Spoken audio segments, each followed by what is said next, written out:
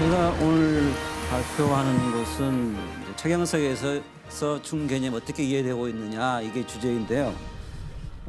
지금 현재 우리에게 그 남겨진 올곡 차경석의 언행 언서를 기록한 그 자료들을 바탕으로 할 때 가장 빈번하게 등장하는 것이 중이고 중에 대한 강조입니다. 심지어 올곡은 중을 붙잡는 것이 자신의 보청교의 주의며 교리며 선언이다 이렇게까지 강조를 하고 있습니다. 그래서 그렇다면은 올곡에 있어서 심지어는 물론 자신에 있어 수정된 교리이지만은 인의와 사대 강령 등이 완수될 수 있는 길은 오직 중이다 이런 것이 신념을 또 밝히기도 해요. 이렇게 중이 강조되고 있는데 그렇다면 올곡에서 중 개념이 어떻게 이해되고 있느냐 이제 그것을 살펴보고 밝힌 것이 이제 이 글입니다. 중에 대한 예비적 규정이라고 했는데요. 그것으로부터 이야기를 시작하고자 합니다. 말씀드린 대로 제가 앞에서 중자의 어원이나 자형 가지고 자형을 이야기했다고 하는데 아시다시피 중자는 한자 중자는 입구처럼 보이는 네모에 이 꿰뚫 권자라고 하는 일직선이 관통하고 있는 그런 형국입니다. 물론 그 아주 옛날 각골문에는 이 네모 대신에 원형으로 그려져 있기도 하다고 해요. 그래서 이때 근데 중요한 것은 방금 제가 입구라고 말씀드렸지만은 그 네모난 입구처럼 보이는 네모난 형태가 실제로는 에어쌀이나 나라국자라는 거죠. 그래서 그 에어쌀이 나라국자는 적게는 어떤 작은 범위를 말하기도 하겠지만은 넓게 보면은 뭐 하늘, 땅, 인간, 신들의 세계 전체를 포괄하는 어떤 천지사방이 될 수도 있다. 천지사방의 의미일 수 있다. 이렇게 여길 수 있습니다. 그랬을 때 중자는 우리에게 어떤 것을 이야기하냐면은 바로 천지사방을 하나로 꿰뚫고 있는 것이 중이다. 이렇게 확장해서 이해를 할 수가 있겠습니다. 다시 말해서 중은 자기를 중심으로 해서 만물을 이렇게 불러 모으는 중심이다. 그래서 달리 말하면은 중은 어떤 천하의 근본으로서 모든 것들에게 내재하면서 동시에 그 모든 것들을 또 포함하는 그런 통일성이고 그런 우주의 하나이다라는 규정을 중자에 대한 자형에 대한 설명들로부터 이러한 규정을 이끌어낼 수 있습니다. 마찬가지로 두 번째 규정은 역시 중자가 그렇듯이 천하의 대본이라고 한다면 중은 근본적으로 어떤 유도 아니고 무도 아니어야 된다.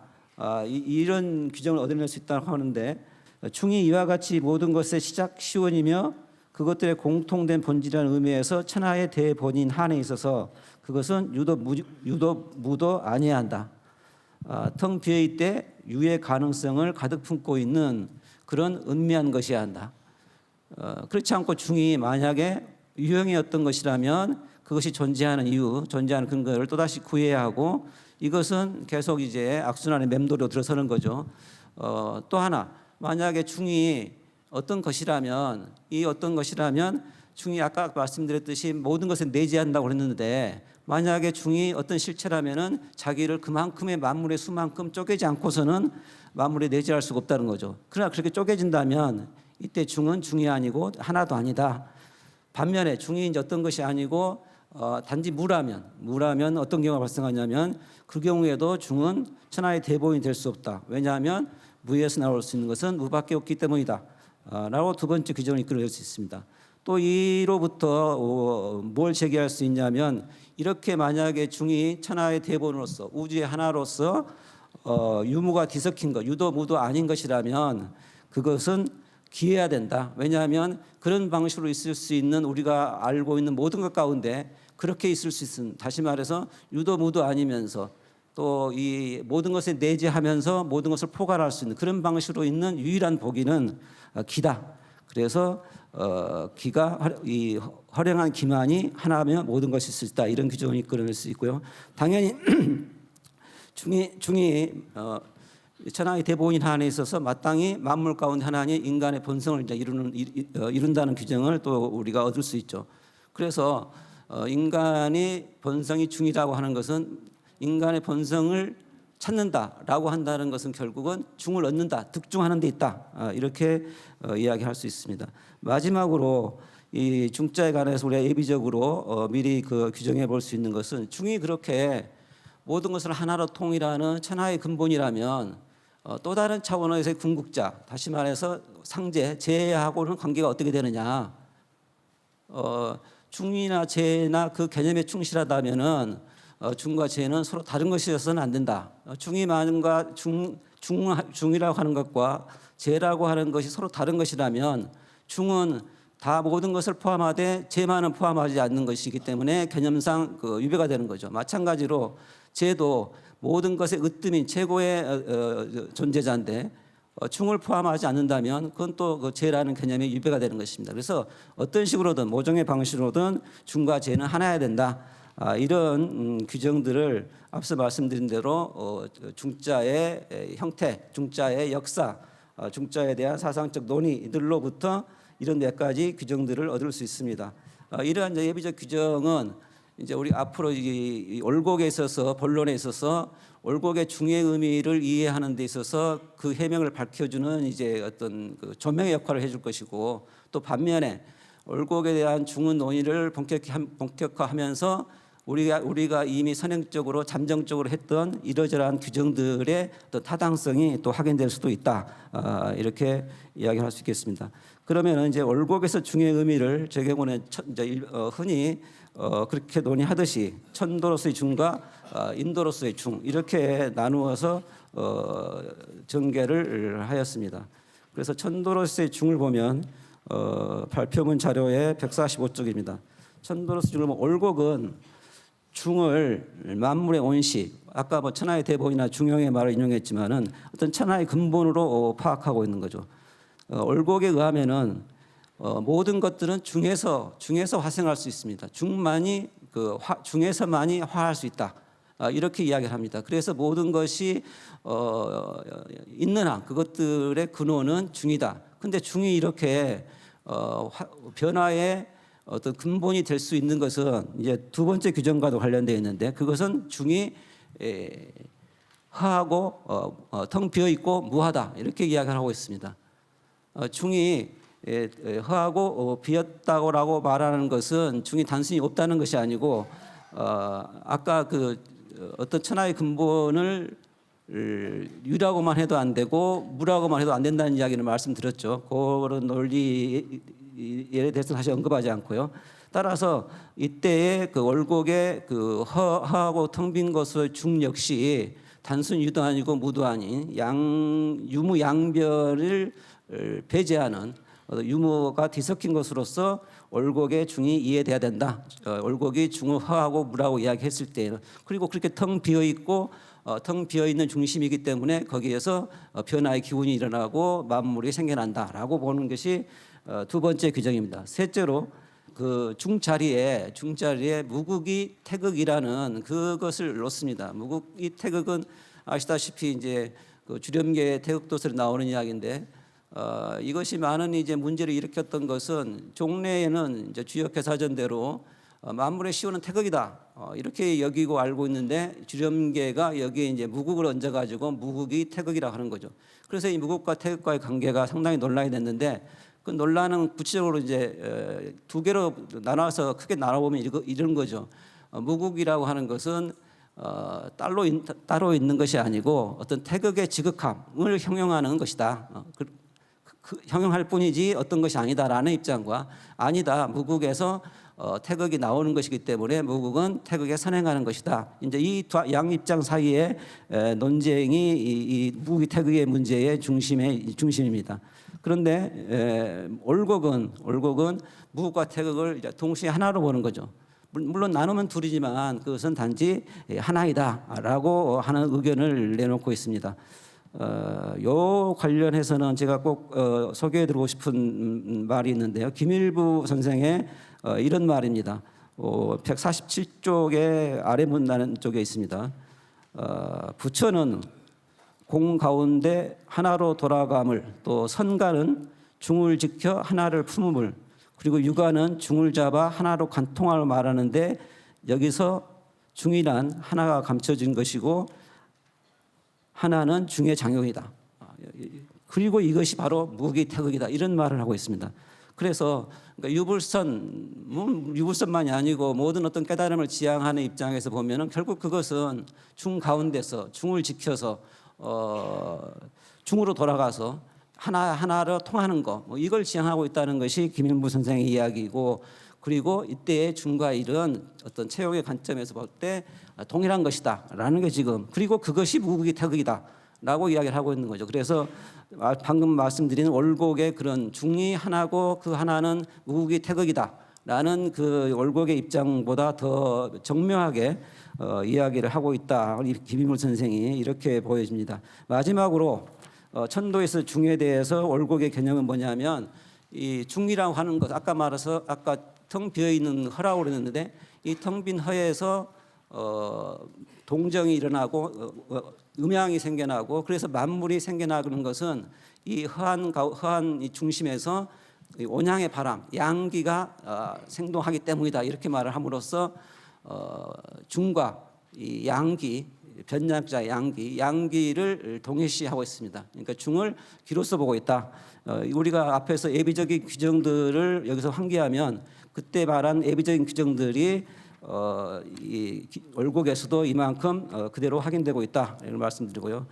그리고 이 정도로 하고요. 인도로서 중에 대해서 말씀드리면, 당연히 인도로서의 중은 인간이 만물인 한, 만물 중에 하나인 한 중에 뿌리를 두고 있는 것이 주고 있을 수밖에 없다. 그래서 올곡은 말하기를 사람의 본성은 중이다. 사람의 본성을 주체하는 것은 중이다라고 이야기하고 있어요.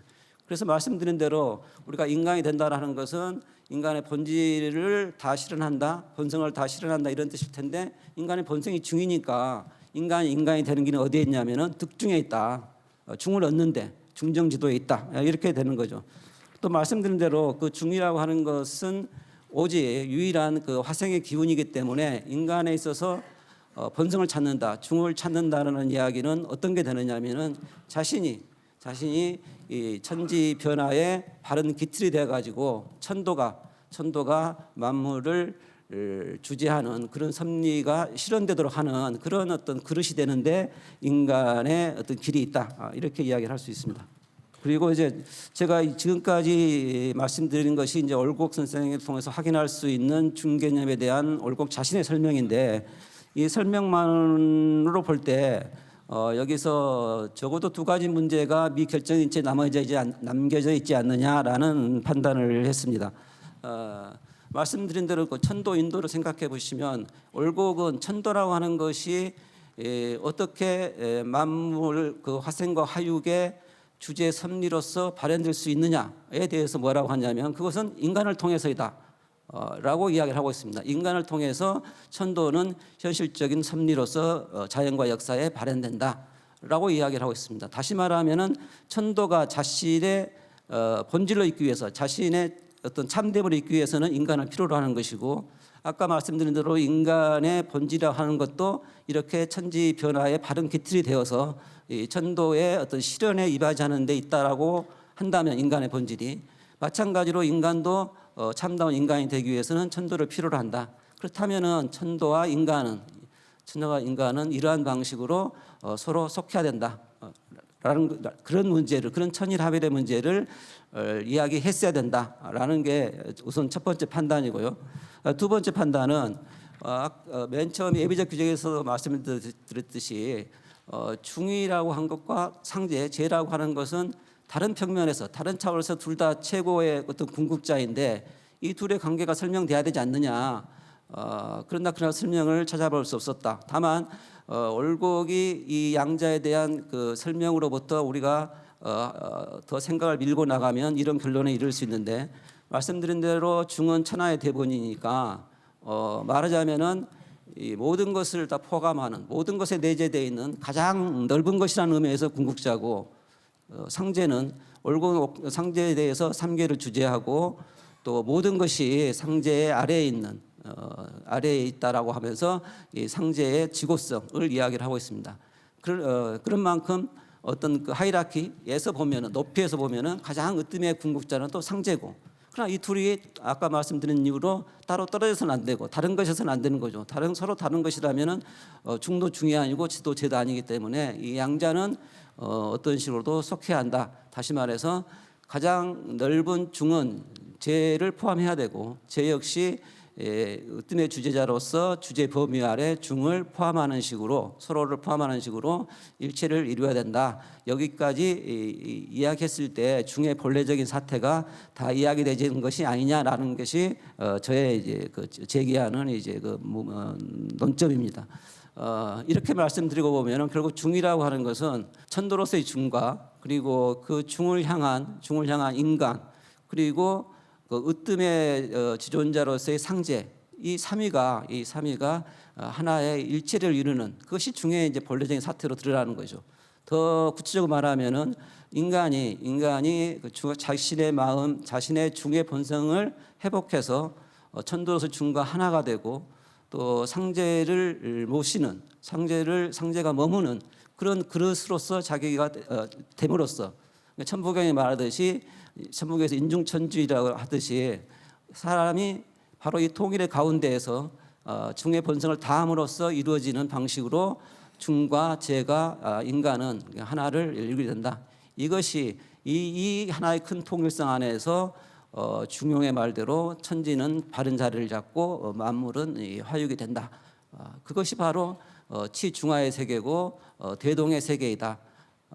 제가 차경석에게 증산상제님이 기대했던 것도 그런 그 하나 태일의 어떤 그 경계, 여기까지 아마 이르도록 하는 사명을 맡긴 것이 아닌가라고 생각을 하는데, 올곡은 중에 물론 지적했지만 방금 말씀드린 그런 어떤 그 태일이자 대일로서의 큰 하나로서의 중에까지는 충분히 드러내지 못한 게 아니냐. 그리고 그 태일의 큰 하나의 어떤 그 철학적인 그 해명은 향후에 과제로 남겨둔 것이 올곡의 어떤 아쉬움이지 않느냐, 이렇게 여기는 것을 말씀드리면서 발표를 마치겠습니다.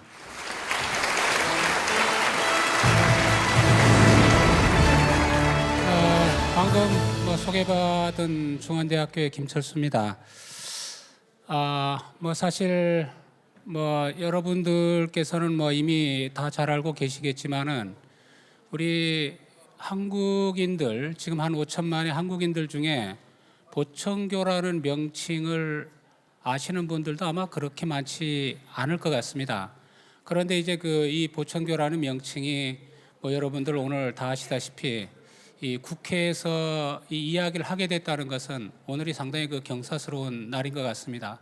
이런 자리를 마련하는데 많은 힘을 보태주신 모든 분들께 일단 감사의 말씀을 드리고, 제가 이제 말씀드릴 내용은 나와 있듯이 일제강점기 종교정책과 보청교의 항일민족운동, 이렇게 일단 잡았습니다. 여러분들 여러 자료에서 보셨을 겁니다만은 일제강점기 보청교의 상황은 아까 앞에 분들이 여러 가지 자료를 많이 인용을 해주셨습니다만은 여러 가지 부정적으로 보는 시각, 아마 그런 시각들도 있지만 이 자료들을 꼼꼼하게 보다 보면은 당시의 보청교의 어떤 상황이라든가 그 속에서 어떤 긍정적인 면을 우리가 발견을 하게 됩니다. 지금 아마 걸개 그림에도 지금 다 이제 나와 있습니다만은 무라야마 주준의 조선의 유사 종교에 나타난 이제 당시에 보천교와 천도교의 분포도입니다. 이것만 보더라도 사실 조선 전역에 진정원이라든가 이런 보천교의 그런 조직들이 들어가 있지 않는 데가 없습니다. 그래서 저는 이거를 자칭, 타칭 600만 교도라고 이야기를 합니다. 실질적으로 이 교도수에 대해서도 의문을 가지시는 분들이 사실 많습니다. 지금 연구자들 중에도.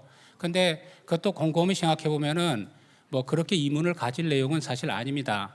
그리고 오늘 제가 이야기하는 주제하고 거의 가까운 내용이지만은 이것도 이제 그 일제의 어떤 그 식민 권력의 보고서입니다만은 뭐 당시에 이 보천교에 대해서 이야기를 하면서 그 다수는 조선 독립 및 보천교를 믿지 않으면 조선 민족이 아니다라든가 이런 말들이 그 당시에는 상당히 그 일반화됐다라고 그 이야기를 하고 있습니다.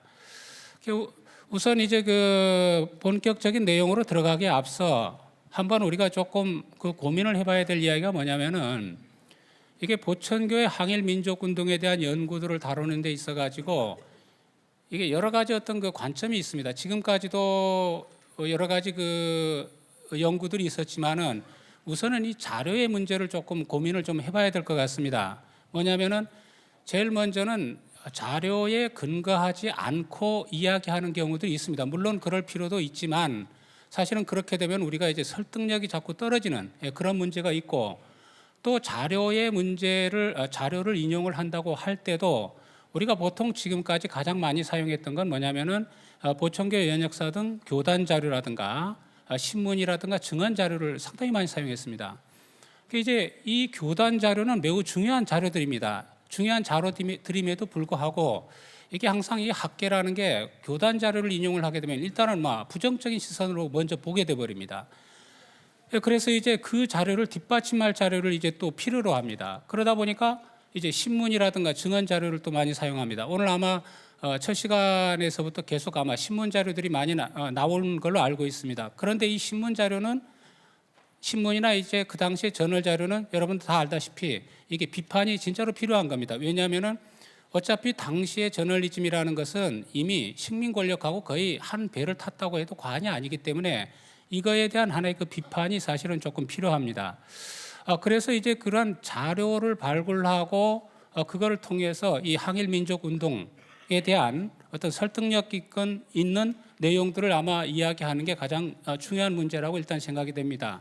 그리고 이제 저는 이 시선의 문제를 이야기를 합니다. 이 시선이라는 거는 저는 요거는 철저하게 이제 제국주의적이고 식민주의적인 이제 시선이라고 이제 그 이야기를 하고 있습니다. 뭐 제국주의적이라는 거는 항상 아무래도 아까 앞에서도 계속 이야기했습니다만은 보천교를 일단 하나의 그 종교로 보면서 사입이라는 개념을 이제 갖다 붙여버립니다. 물론 이거는 그 1915년 포교 규칙에서 유사라는 개념하고 연결시켜서 이렇게 등식화시켜 버리는 겁니다. 아까 이제 근대의 시선이라고도 했고 또 하나는 이 친일의 문제입니다. 이 친일 문제가 이제 보천교회는 하나의 그 씌워진 굴레입니다. 이거를 빨리 벗겨내야 됩니다. 실질적으로. 그래서 오늘 제가 여러분들께 말씀을 드리게 되는 내용은 바로 이 친일의 문제를 벗겨내는 겁니다. 실질적으로 아까 앞에서도 이야기했지만 많은 연구자들이 지금 진행을 하고 있습니다. 그리고 많은 사실들이 지금 발굴됐습니다. 그런 것들을 통해 가지고 이거를 보천교에 씌워진 그러한 그 부정적인 굴레들을 빨리 이제 벗겨내고 사실은 올바른 이제 그 연구가 돼야 될 듯합니다.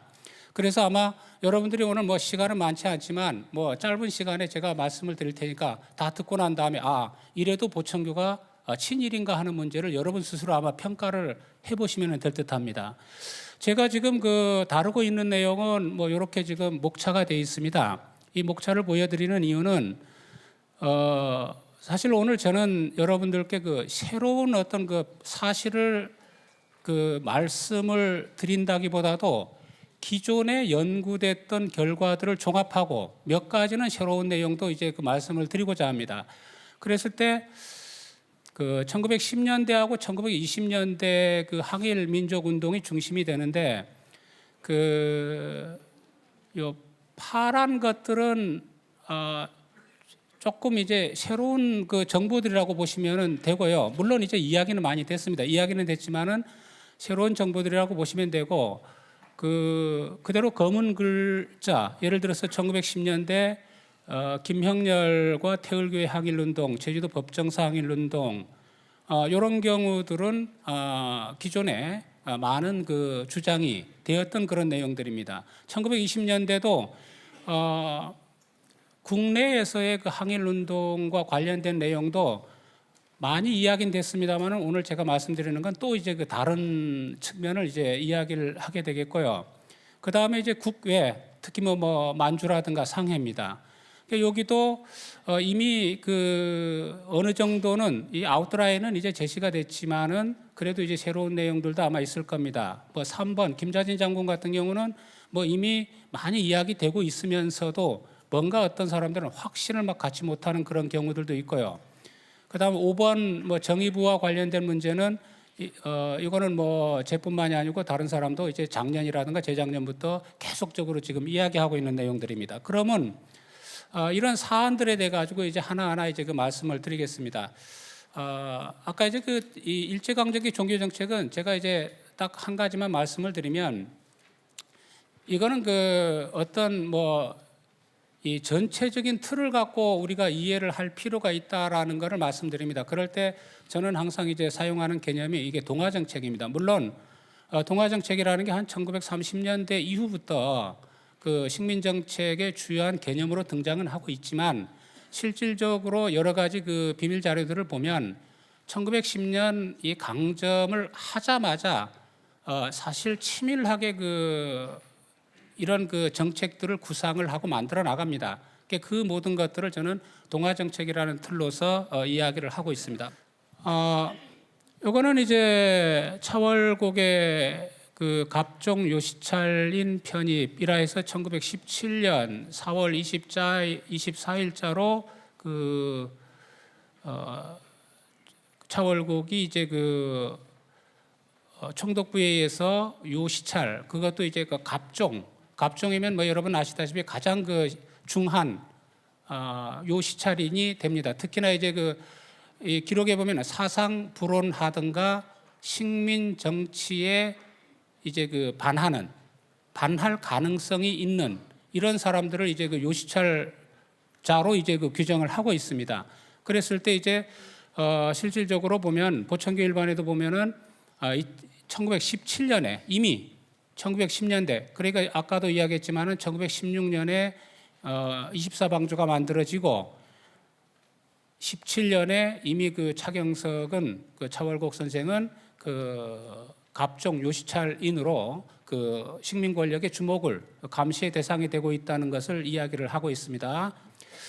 그리고 이제 이거는 아마 우리에게 가장 많이 알려진 내용입니다. 이거는 그 김형렬과 태울교의 항일운동 해가지고 이거는 김형렬이 전라북도 전주군 위봉사에서 주지 곽법경과 더불어 가지고 이 조선의 독립계획을 풍자하고 불어난 운동을 했다 하는 그 내용입니다. 이거는 이제 뭐 어느 정도 많이 인정이 된 내용이고 그래서 아마 여러분들 모악산 밑에 가면은 김형렬 등 그 당시에 그 요 활동을 했던 그 비석도 공적비도 아마 세워져 있을 겁니다. 요것들은 뭐 참조하시고 이것도 이제 그 제주도 법정사의 항일운동 사건입니다. 이거는 뭐 많이 다뤄졌습니다. 이게 학회에서도 세미나도 많이 했습니다만은 이것도 이제 3.1운동 이전입니다. 1918년 차월곡은 신도 모집을 위해서 각지를 전전하다가 18년 국권 회복의 미명하에서 영일군 출신 김연일과 더불어 가지고 법정사 나중에 이제 그 김연일은 이제 법정사의 주지가 됩니다. 그래 가지고 여기서 외노는 이제 우리 조선을 병합하고 우리 조선을 학대해서 우리 동포를 학대해서 우리 조선 민족의 구적에 가깝다 해서 이제 봉기를 일으킵니다. 우리가 흔히 말할 때 이제 제주도에서 항일 봉기로 가장 큰 봉기였다라고 지금 이야기를 하고 있습니다. 그런데 여기서도 우리가 조금 고민해 볼 내용이 있습니다. 여러분들 제가 이제 제주도 법정사 항일운동 이렇게 하면 요게 이렇게 되지만은 바깥에서는 이거를 이제 그 불교의 항일운동으로 자리매김을 합니다. 근데 이제 이 기록은 제가 여기 양촌 및 외인사정 일람뿐만이 아니고 많은 데서 나타납니다.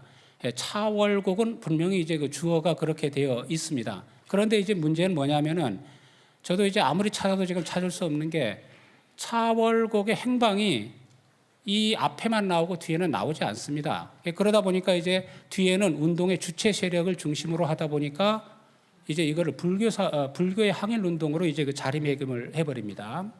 자, 그 다음에 이제 제가 뭐 오늘 말씀드리고자 하는 건 아무래도 이제 20년대입니다. 1920년대. 20년대 그 국내 국내에서는 이 보청교가 어떤 활동을 하고 있었는가를 이제 보게 됩니다. 먼저 태울교대 군자금 모집 활동. 21년도에 이거는 강원도에서 태울교도 조준로 등이 이 태울교의 목적이 국권 회복에 있다라고 해서 사람들을 모아가지고 이 군자금을 모집했다는 내용입니다. 물론 지금까지도 보면은 가장 많은 연구가 돼 있는 게 1921년에 이 국권 회복 운동입니다. 특히 여기서는 이 강원도가 아닌 경상북도 안동 청송 사건 이런 사건들이 주로 다뤄지고 여러분 아마 많이 들으셨을 겁니다만은 안동에서는 태울교의 어떤 사람들만을 단속하기 위한 특별법이 이제 만들어졌다. 우리가 흔히 보청교 연역서에 나와 있는 내용들이죠. 그런 것들이 많이 이야기됐을 겁니다. 그런데 이제 이걸 보시면 아시다시피 그 당시에 이 군자금 모집 활동은 이 태울교의 군자금 모집 활동은 어디 경상북도라든가 그런데 국한된 것이 아니고 전역에 이제 있었다는 것을 알려주고 있습니다. 이거 자료입니다. 그다음에 제가 사실 오늘 여러분들께 본격적으로 말씀을 드리고자 하는 게 여기서부터인데 보청교 진정원의 불온문서 배포 미수 사건이 있습니다. 1923년입니다. 23년에 관동 대지진에 수반된 민심의 동요를 이용해서 오는 부어품 공진회 개최에 맞춰가지고 사람들 출입이 아주 빈번한 틈을 타가지고 불온 문서를 산포해서 민심을 선동하려는 불온 계획을 착착 진행했다라는 그런 문서입니다. 실패했습니다. 실질적으로는 실패했고 여기에서 이제 체포가 되는데 이때의 불온 문서의 내용이 순리의 천도는 악자를 증하며 폭자를 감한다. 전달에 도의 외적의 제도인 동경에서 일어나는 진제 이렇게 운운하고 있습니다. 이게 무슨 이야기냐면은 이제 1923년 이제 9월에 관동 대지진이 일어났다는 것은 다 잘 알고 계실 겁니다. 바로 관동 대지진의 혼란한 틈을 타서 보청교 진정원에서는 어떻게 보면은 또 한 번의 3.1 운동을 이제 그런 것들을 기획을 했다는 겁니다. 그래서 이 불온 문서를 만들어 가지고 이것을 뿌리려고 하다가 체포가 됩니다. 체포가 돼 가지고 이제 실패를 합니다. 그런데 이제 여기에서 보시면은 이 불온 문서에서는 이 도의 외적이라는 말도 이제 씁니다. 보면은 이게 보통 섬나라 오랑캐 외적이라는 말을 이제 불온 문서에다가 이제 쭉 이제 적어 놓고 있습니다. 해가지고 이것을 산포하려고 이제 실패로 끝났는데 이게 분량이 상당히 많습니다. 한 몇 장만 있는 것이 아니고 일제는 이거는 보청교에 불만을 가진 자가 보청교를 해하기 위해서 장난질을 했다 이렇게 해서 이제 아주 사건을 확 취소시킵니다. 근데 이제 이거는 전후좌우를 맥락으로 보면은 한두 사람이 할 수 있는 그런 상황이 일단 아닙니다. 그리고 이제 그쪽에는 수많은 이제 다른 내용들이 이제 복합이 되어져 있습니다. 그런 것들을 보면은 이런 전후 사정을 이제 전부 다 이제 고려를 하다 보면은 이것도 당시에 상당히 중요한 하나의 이슈였다. 이제 그것을 이제 총독부에서는 이게 쉬쉬한 겁니다. 소위 말해가지고 이제 덮으려고 이제 많은 노력을 이제 했다는 것을 이제 알려줍니다. 자, 그 다음에 이제 보청교의 고민과 행동 이거를 보면 앞의 내용하고도 이제 여러분들이 아마 연결을 할 수가 있을 겁니다. 이게 대정 13년이니까 이제 1924년입니다. 아까 이제 23년 이후 바로 여기서 이제 보청교는 수많은 이제 고민을 이제 하게 됩니다. 그 고민의 내용이 되게 이렇습니다. 지금 이때 1924년이 되면은 보청교는 실로 이게 기로에 서 있다라는 위기의식을 갖습니다. 상당히 이제 위기의식을 갖습니다. 왜 위기의식을 갖는지는 아마 여러분들 다 아실 겁니다. 사실 두 가지입니다. 하나는 뭐냐면은 이제 갑자년 천자 등극설이 2014년입니다. 자, 이제 그 해가 다가왔습니다. 또 하나는 뭐냐면은 아까 이제 1922년 1월에 보청교를 공개를 했습니다만은 식민 권력은 약속과는 완전히 다른 형태를 보여줬습니다. 이제 그 공개를 하면 이제 종교로 이제 인정을 해준다 이렇게 했지만은 결과적으로는 그걸 하지 않았습니다. 그러다 보니 오히려 이제 그 말살시키려고 이제 했죠. 그러다 보니까 이제 보천교는 이제 24년에 들어서면서 이제 위기를 맞습니다. 그래가지고 여러 가지 고민을 합니다. 이제 어떤 고민을 하느냐면은 독립운동을 시도해도 손병희의 3.1운동에도 미치지 못할 것이 분명하며 이런 3.1운동과 같은 그런 그 커서도 고민을 했다는 겁니다. 실질적으로. 이게 일본의 이제 기록입니다. 식민 권력의 기록입니다. 이제 보천교 교단의 기록이 아니고 식민 권력에서 이제 기록을 해낸 겁니다. 이제 그 진술을 받아가지고 또 연계 방책으로 만주 방면으로 차경석 여하가 출동하여서 일대 포교를 시도함으로써 어떤 자신들이 생각한 것을 이루려 그런 마음도 있지만은 이것도 이제 그 상당한 비용과 당국의 주목, 식민 당국의 주목을 받기 때문에 아마 쉽게 하지 못할 것이라 이제 고민이 막 되는 겁니다. 근데 실질적으로도 만주 쪽으로도 이제 연결이 다 되고 있었죠. 보면 뒤에 이제 이야기를 하겠습니다만은. 그리고 이제 그래서 어떻게 하냐면은 교도의 신용상 제1로 우선 천도교당 이상의 교당 신축을 하고 싶고 그 다음에 학교도 짓고 싶고 그 다음에 이제 사회사업시설도 경영을 해서 이런 것들을 조금 하고 싶다. 근데 여러분 아시다시피 아까 제일 뒤에 있는 것들은 다 이뤄냈습니다. 실질적으로. 천도교당 이상의 교당 신축은 거의 한 당시의 돈 30만 원을 투자를 해가지고 정읍 대흥리에 큰 이제 그 교당을 만들었고요. 성전을 만들었고. 그 다음에 학교도 보홍사립수학이라 해가지고 당시에 아마 보천교 그 자제들은 원래 신학문을 받지 않습니다. 근데 그 학교를 만들었죠. 보홍사립수학을 만들어서 신학문을 가르치고 그 다음에 이제 거기에서 인재 양성을 이제 꾀합니다. 그 다음에 사회사업시설들이라는 거는 뭐 우리가 기산조합이라든가 이 기산조합이라는 것도 상당히 지금 왜곡돼 있습니다. 이건 이제 최초의 어떤 노동조합과 같은 형태들입니다. 노동자의 어떤 권익을 보호를 하는데 그러한 것들을 이제 만들어 가지고 그런 경영은 이제 하게 됩니다. 보천교의 이제 그 고민이 여실히 이제 드러나는 그런 문서라고 이제 보시면 될 것 같습니다. 자, 그 다음에는 이제 국외입니다. 국외. 자, 국외로는 어떻게 이제 연결이 되어져 있었는가를 이제 보시면 됩니다. 우선은 이제 보천교가 의열단하고 관련을 맺고 있었다는 사실입니다. 뭐 여러분 의열단에 대해서는 뭐 새삼스럽게 말씀을 드리지 않더라도 잘 알고 계실 겁니다. 아마 그 영화 밀정을 보시면 그 의열단의 활동들이 사실 나와 있지 않습니까? 그죠? 보면은 1923년 초에 상해에서 한민족 국민대표회의가 열립니다. 이게 왜 열리느냐 하면은 상해 임시정부가 설립되고 활동을 하는데 21년 정도 되면 20년, 21년 되면은 내부적으로 그 임시정부 내에 엄청난 문제가 생깁니다. 서로 이제 반목하기도 하고 막 분파도 생기고 이게 잘 안 됩니다. 그래가지고 이제 뜻있는 사람들이 이래서는 안 되겠다. 한민족 국민대표회의를 상해에서 열자라고 이제 이야기를 했습니다. 그래서 이제 전 세계에 걸쳐 있던 각종 단체, 독립운동 단체, 그 다음에 국내의 모든 단체들을 총망라합니다. 총망라해가지고 이 국민대표회의를 열어서 앞으로 이제 상해 임시정부가 가야 될 길을 이제 모색하자라는 그런 회의입니다. 여기에 125명이 참여를 합니다. 실질적으로 참여합니다. 그리고 이제 결론적으로 말씀드리면 125명이 참석을 했는데 그 중에 보천교에서는 3사람을 보냅니다. 3사람. 이거를 미리 말씀을 드리는 이유는 뭐냐면은 이거에 대해서 최근에 어떤 분들은 2사람만 보냈다 이렇게 이야기도 합니다. 그 2사람과 3사람도 이게 차이가 있습니다. 이제 이게 주비위원을 만들어 가지고 125명을 선발을 하는데 또 이거 선발하는 데서도 또 말이 많습니다. 보면 어떤 사람들은 그게 말이야 전라북도에서 제하고 이름이 똑같은 김철수가 주비위원 그쪽에 일을 하고 있었기 때문에 그냥 이야기를 해준 거 아니냐. 또 아니면 나용균이가 그 당시에 주비위원이기 때문에 해준 게 아니냐. 이렇게 하지만은 그렇지 않습니다.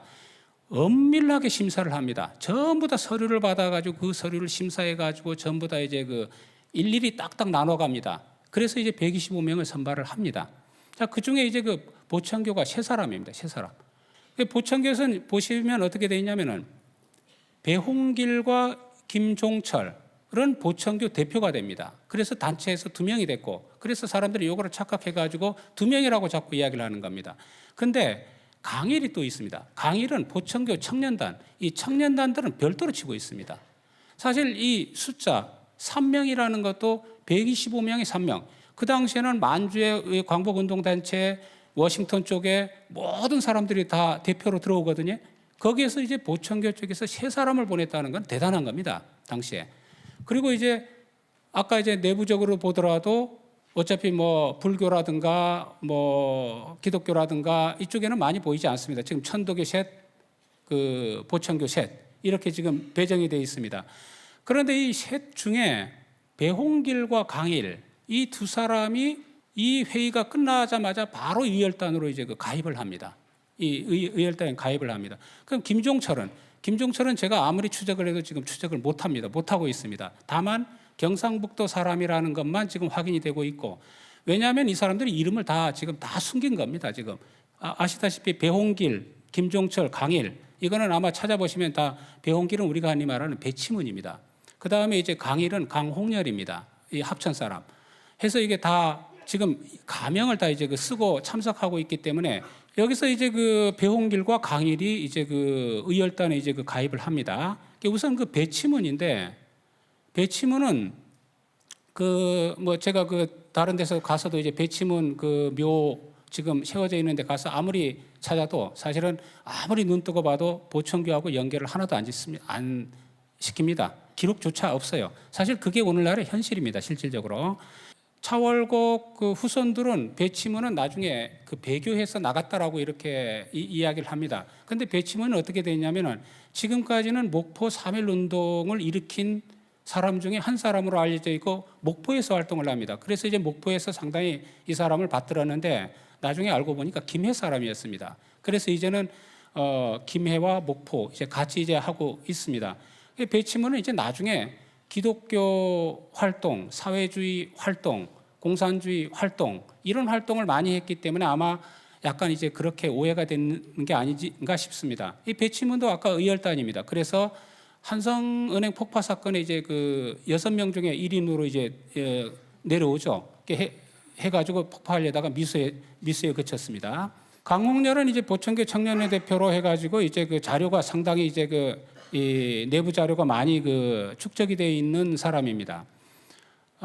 강일은 23년 1월부터 이 대표회의에 참석한 뒤에 그해 7월에 김원봉으로부터 자네는 보통 단원이 아니라 특히 간부로서 인선된 이상 단원을 모집하여 상해로 보내고 또 조선 내에 지부를 두어 여기 들어오는 자금 모집 등에 진력해야 된다. 이런 명을 받고 이제 들어옵니다. 들어와 가지고 이제 활동을 이제 쭉 하고 있죠. 여기서 또 하나 이제 우리가 좀 생각을 해야 될 게 뭐냐면 의열단 하면 의열단에 당시에 이제 칠가살이라는 그런 이야기가 있지 않습니까? 7대상, 7은 죽여도 좋다. 이제 합니다. 그 실질적으로 보청교가 이런 그 의열단하고 관련을 맺었다는 것, 그리고 이것도 아니다, 이게 보청교 정읍 보청교하고는 관계없이 개별적으로 이루어졌다라고 생각이 된다면 실질적으로 그 칠가살 속에는 만약에 그렇게 이제 그 당시에 그 차월곡에 대해서 부정적인 우리가 앞에서 봤던 뭐 신문이라든가 이런 자료에서 봤던 부정적인 인식이 있다면은 차월곡도 역시 칠가살 속에 들어갑니다. 실질적으로. 그러나 그렇지 않다는 겁니다. 이거는 분명히 이미 보청교는 의열단하고 이런 그 네트워크를 갖고 이제 연결되고 있었다는 것을 지금 알려주고 있습니다. 요거는 이제 그 보청교의 국외 연결망 이제 그 발각 사건이죠. 아까 앞에서 보청교 진정원 불온문서 사건이 미수에 끝났습니다. 그때 그 자료에서 똑같이 나타나는 게 뭐냐면 이 자료가 이제 나옵니다. 당시에 그 부여사랑 김목현이 체포가 되면서 당시 그 만주 독립군 총사령관 김좌진 밀사의 유정근이가 이제 그 검거가 됩니다. 그 유정근은 뭐 다 아시다시피 이게 유민식이라는 사람입니다. 김좌진 장군하고 이제 청산리 전투를 같이 했고, 그래서 이제 국내로 들어오게 됩니다. 이 밀명을 받고 밀명을 받고 이제 그 국내로 들어옵니다. 약 300만의 신도를 갖고 있는 중간에 보시면 보청교, 교주, 차경석 이렇게 해가지고 쭉 이제 나옵니다. 차경석을 만주로 초치하려고 이제 들어오고 서장 이 편지를 갖고 왔다라는 이야기를 합니다. 이걸 이제 번역을 했습니다만은 약 300만 명의 신도를 갖고 있는 보청교 교주 차경석을 북만주로 불러들이고 조선 독립운동에 가입하게 할 목적을 띠고 이제 조선으로 들어옵니다. 차경석을 만주로 불러들이는 이유는 목적은 아무래도 이제 딱 두 가지입니다. 하나는 이제 무기 자급 구입 이제 그 돈일 것이고요. 그다음 또 하나는 만주로 이주한 사람들을 이제 사실 제일 힘든 이 돈과 그다음에 군적에 넣을 수 있는 인원이 필요했기 때문에 그렇습니다. 그런데 이제 비밀 편지를 가진 상태에서 이제 체포가 됩니다. 해서 이것도 이제 결국은 이제 실패했죠. 그러나 아마 그 서류라든가 그 자료는 이미 보청교에 전달됐었다고 이제 봅니다. 자, 그 다음에 이제 김자진 장군의 항일운동과 보청교 군자금, 요거는 제가 이제 많이 이야기했던 내용입니다만은, 요것도 처음 이 자료가 발견된 때는 이걸 믿지 않았습니다. 이게 잘못됐다, 신빙성에 의심이 간다라고 했습니다. 그런데 이제 그 당시 상황을 주도 면밀하게 살펴보면은 1924년 상황을 살펴보면은 김자진 장군은 당연히 보청교하고 연계를 맺고 있었습니다. 다만 여기서는 아마 2만 원이라고 되어 있는데 또 다른 자료가 하나 있습니다. 이 자료는 여기를 보시면은 실제로 5만 원입니다. 5만 원이면 엄청나게 이제 큰 거금입니다.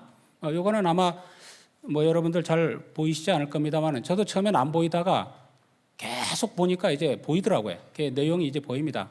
하면 밑에 했습니다만 동령부의 근거를 둔 김자진은 9월 상순 태월계 본부 교주 차경석으로부터 5만 원을 받아서 동령부에 위에 자료하고 똑같습니다. 똑같은데 다만 액수만 이제 다를 뿐입니다. 그러면 그 자료가 상당히 신빙성이 있다는 걸 보여줍니다.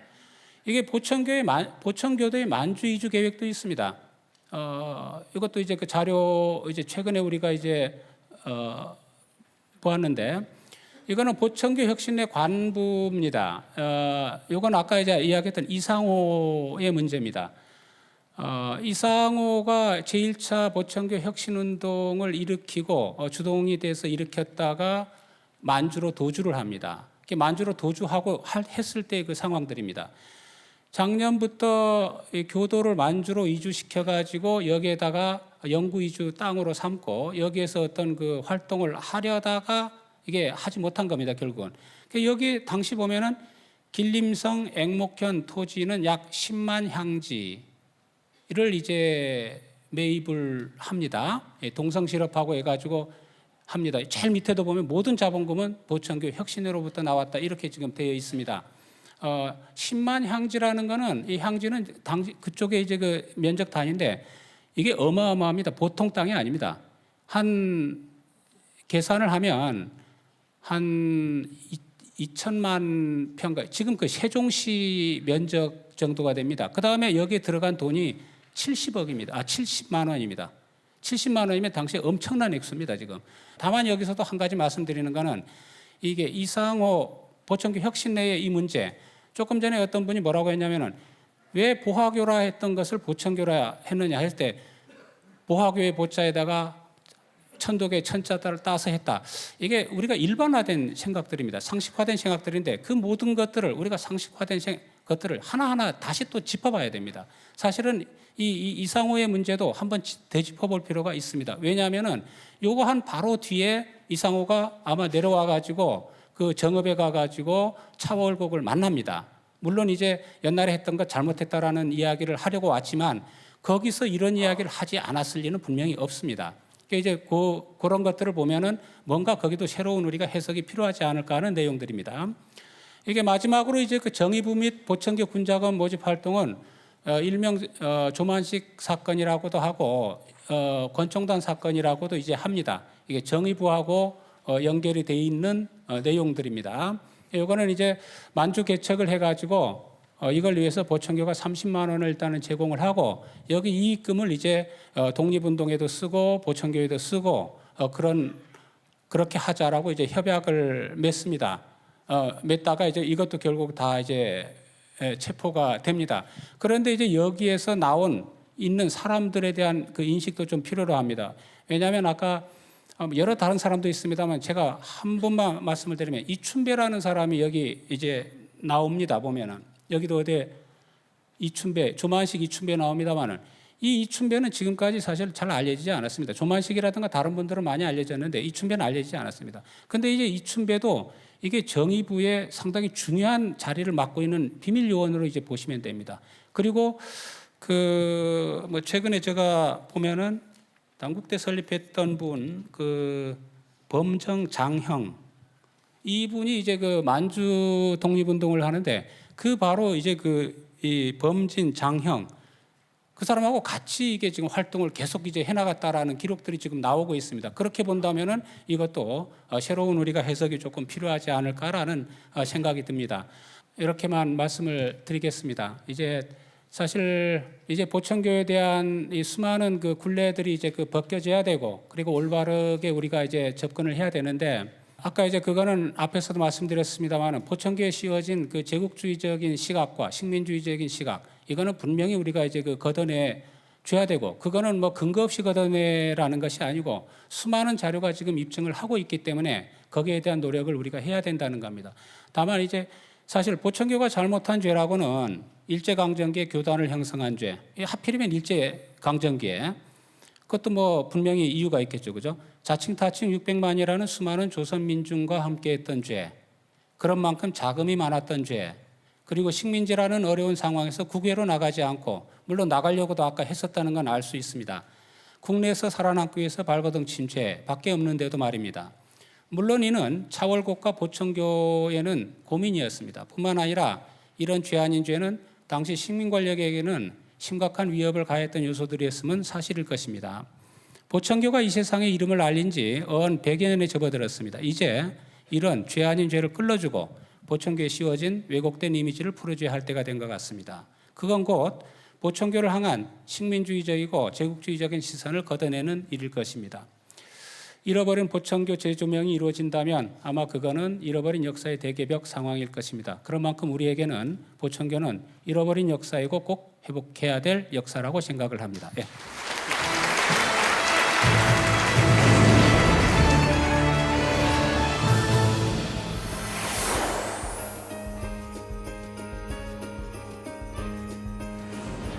여러분 혹시 이 그림에서 보듯이 이게 우리나라 불교 조계종의 본산인 조계사 대웅전입니다. 가보셨죠? 아마 많은 분은 가보셨지만은 그럼에도 불구하고 여기에 담겨 있는 역사적인 사실 하나는 아마 잘 모르실 겁니다. 그게 뭐냐? 특정 건물을 이전시켜서 개축한 것입니다. 이게 1930년대 초에 정읍에 있었던 보천교 전경입니다. 바로 저 금빛 나는 건물 있죠? 저게 11전입니다. 이게 11전이죠. 저 우리 앞에 화면에도 나와 있죠. 근데 이 11전을 해체시켜서 옮겨 놓은 것이 바로 뭐냐? 이게 바로 조계사 대웅전이라는 사실이죠. 그러면 이 보천교에 있는 건물들이 이축된 것이 이밖에 없느냐? 그것도 아닙니다. 많습니다만 또 한 가지 소개하면은 보천교에는 보화문이라는 것이 있었습니다. 이렇게 2층 누각으로 건축된 것인데 이것이 1958년에 마찬가지로 경매되었다가 1958년에 옮겨서 이축된 것이 있습니다. 그게 바로 뭐냐? 이게 내장산에 있던 내장사 대웅전입니다. 오른쪽에 있는 것은 이건 지금의 건물이에요. 그런데 2012년에 화재가 나가지고 새로 지었습니다만은 왼쪽에 있는 그림이 바로 그것이에요. 거기에 나오는 돌로 된 기둥, 저기 바로 아까 했던 보화문의 이 기둥을 옮겨 놓은 곳이랍니다. 이렇게 건물이 굉장히 컸고 화려했을 뿐만 아니라 일명 밀러 보고서라는 소위 어떤 미 영사가 워싱턴에 보고한 자료에 의하면은 보천교도가 600만이라는 말이 있다라는 정도까지 이야기를 하고 있어요. 600만이다라는 것이 아니라 600만 정도 된다 하는 그런 말이 있다는 거예요. 그래서 결국은 굉장히 많다는 거예요. 여기서 600만 자체가 중요한 것이 아니라 이렇게 공식 이렇게 보고서에서조차도 보천교도가 엄청나게 많다. 또 기타 자료에는 물론 이 보천교 내부의 교단 자료에 의하면 600만에 대한 언급이 많습니다만은 교단 밖에서 나오는 자료는 일제 자료도 보면은 뭐 수백만, 뭐 300만 이런 내용이 굉장히 많습니다. 어느 숫자가 중요한 것은 아니지만은 적어도 몇백만은 된다 하는 것을 우리는 분명히 알 수가 있다는 거죠.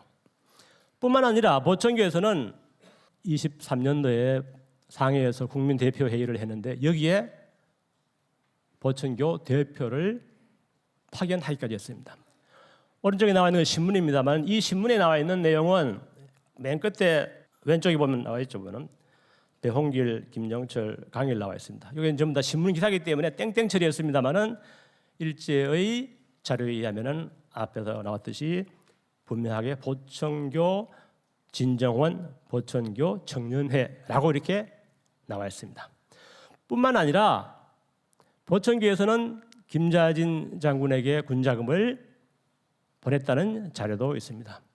이것도 거의 같은 시기인데 사실 액수는 조금 차이가 있어요. 저도 뭐 이게 글자가 잘 안 보여가지고 한 개는 N이고 한 개는 원으로 표시했었는데 정확성에 대한 것보다는 일제가 기록해 놓은 자료에 의하면은 보천교에서 분명히 자금을 지원했다는 사실입니다. 자, 그럼 제가 왜 여기서 지금 이런 이야기를 하느냐? 당시에 그만큼 건물도 웅대했고 45채나 되는 그런 건물과 부속 건물이 있었고 하는데 또 군자금도 이렇게 지원한 독립 자금을 지원하는 운동도 했고 또한 교도들도 한 600만 정도 된다고 이렇게 하는데 왜 일제 시대에 이렇게 컸던 교단이 갑자기 해체되는가? 예를 들면 그것이 우리가 흔히 말하는 사이비 종교이기 때문에 그런가? 아니면 그들이 신앙하던 사상에 있어서 그 사상에 어떤 문제가 있느냐?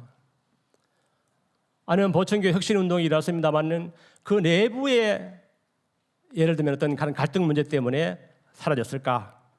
제 결론은 오늘 발표 제목에 나와 있습니다만 바로 일제가 쓴 종교 정책, 식민지 정책이죠. 넓게 본다면은 거기에 따른 종교 정책에 따라 가지고 강압에 의한 탄압과 해체의 결과다. 만약에 기성 종교 입장에서 본다면은 제일 뭔가 어떤 그런 빌미를 잡기 쉬운 것이 바로 살비다 이렇게 이야기를 할 거예요. 근데 그렇게 얘기할 수 있지만은 따지고 보게 되면은 이런 역사적인 시대적인 상황에 대한 것을 정확하게 파악해야 보천교가 왜 그렇게 탄압을 받을 수밖에 없었고 해체될 수밖에 없었는가 하는 것을 정확하게 이해를 한다는 거예요. 신문을 읽게 되면은 대부분 다가 보천교가 사입이거나 또는 친일 수밖에 없습니다. 그런데 그 친일이든 사입이든 간에 그렇다면 그것이 왜 그런가 하는 것을 정확하게 알 때 우리 스스로가 거기에 대한 정확한 판단을 할 수가 있고 재평가를 할 수가 있다는 거예요. 그래서 저는 바로 이 보천교가 일제시대에 이렇게 해체된 그런 과정에 대한 것을 좀 총체적으로 설명함으로써 한번 새롭게 인식하자는 의미에서 한번 발표를 하게 되는 겁니다. 아마 이 발표를 하기 전에 먼저 해야 될 것은 사실 뭐냐 하면은 과연 보천교라는 것이 학계에서 흔히 이야기 많이 합니다만 이게 사회운동인가 독립운동단체인가 아니면은 종교단체인가 혹자는 그렇게 이야기합니다. 보천교가 종교의 탈을 쓴 종교를 빙자한 정치운동을 많이 했다. 독립운동 이야기하니까. 그러나 그 본질, 그래서 제가 볼 때 그 아이덴티티는 뭐냐? 그것은 사실 따지고 보게 되면은 증산상제하고 고수부하고 차경석과의 이 관계를 총체적으로 볼 때 차경석이 어떤 인물인가를 알 수가 있고 그렇기 때문에 그 차경석이 만들었던 보천교는 사회운동단체인가 독립운동단체인가 종교단체인가 하는 것을 명확히 알 수가 있다는 겁니다. 그래서 바로 그 결론적인 이야기는 뭐냐? 제 결론은 뭐냐? 차경석은 당연히 종교 지도자다. 그럼 보천교는 뭐냐? 그는 종교를 빙자한 사회운동단체가 아니라 바로 보천교는 강전산 상제에 뿌리를 두고 있었던 새로운 신종교로 보는 것이 맞지 않느냐는 거죠. 일반 학교에서 이야기하는 그런 개념의 신종교라는 거죠. 이게. 그렇기 때문에 저는 보천교는 뭐냐? 종교운동을 본질로 한다. 그렇기 때문에 이걸 조금 다른 말로 표현한다면은 보천교가 벌인 민족운동이나 민중운동이라는 것은 그런 소프트웨어라는 것은 뭐냐? 보천교라는 하드웨어가 벌였던 종교운동의 한 부분으로 보는 것이 이게 정답이 아니냐라는 것이 제 주장입니다. 이게. 그래서 이런 시각에서 봤을 때 결국 차경석과 보천교는 일제로부터 어떤 대우를 받을 수밖에 없다 하는 그런 결론을 맺을 수가 있습니다.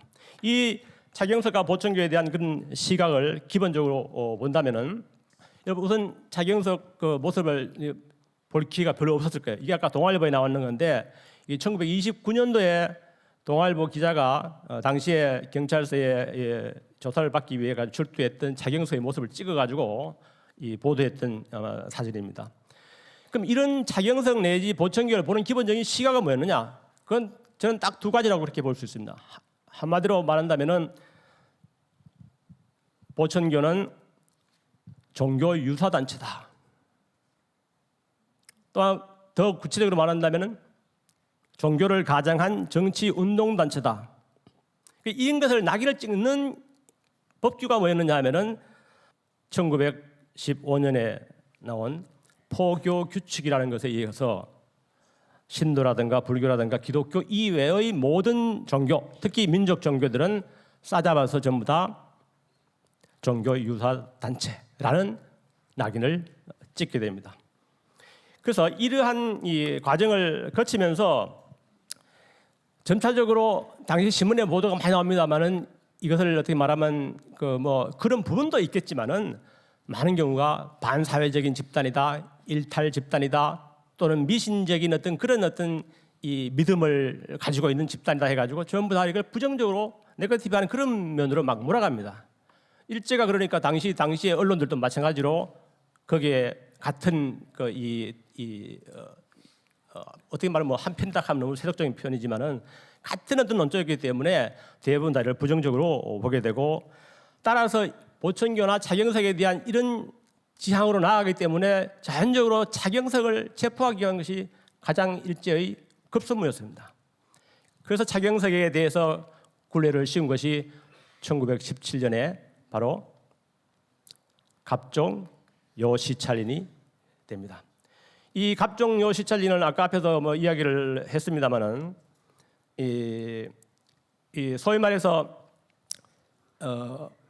보천교 일반에 나오는 그 내용에 의하면은 여기 이제 그 차경석이 갑종 요시찰린 편입에 대한 기록을 이렇게 해놓은 자료입니다.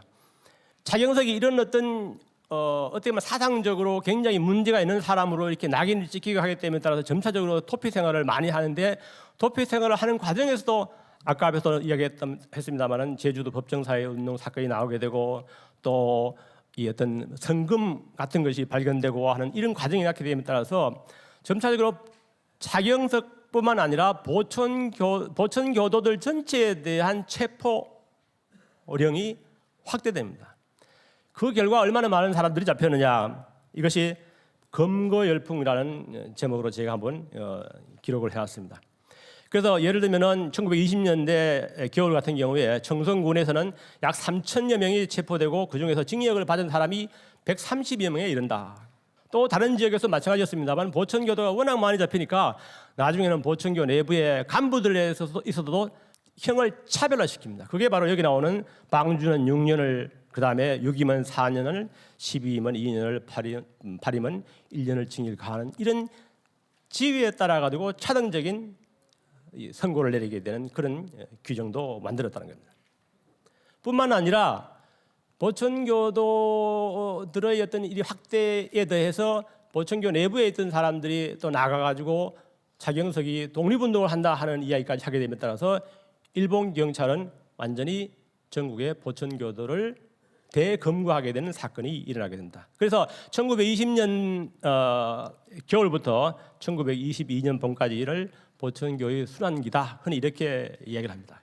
그 당시 신문의 일부 내용만 보게 되면 너무나 많습니다만은 몇 가지만 보여드리면은 제목만 한번 보세요. 대부분 다가 대검거, 체포, 대검거의 일망타진, 검거, 대검거 전부 다 이런 식이에요.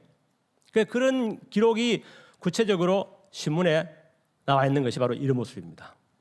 동아일보에 21년 4월 26일자, 또 5월에 태월교도에 대한 이야기 마찬가지죠. 300명 안동 지역에서의 체포, 검거하고 또 검거 중이다 하는 이런 내용, 대부분 다 이런 내용입니다. 그래서 이런 보천교도들의 활동이 전국으로 확대되어지자 뭔가 새로운 어떤 또 보천교를 잡기 위한 어떤 방법이 필요했겠죠. 그 중에 하나가 저는 바로 공개 회유라고 생각을 했습니다. 공개 회유란 것은 결국 뭐냐? 지금까지 보천교에 대해서 잘 알려진 게 없어요. 차경석에 대해서도 잘 알려진 게 없습니다. 그렇기 때문에 일본도 이걸 굉장히 비밀스러운 정치 단체로 규정을 할 수밖에 없었습니다. 그렇기 때문에 예를 들어서 일제 측면에서 본다면은 이를 끌어들여 가지고 뭐 적절하게 이용할 수 있는 그런 기회로 삼기 위해 가지고 너희들이 등록을 하라.